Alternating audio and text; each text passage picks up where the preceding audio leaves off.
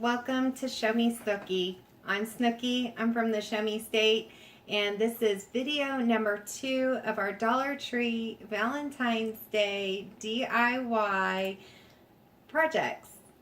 Today I'm here to show you the Made with Love Valentine's Day candy jar with candy.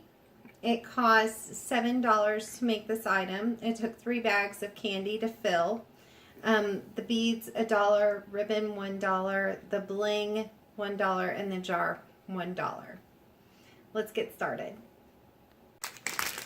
These are the items that we will need for our project.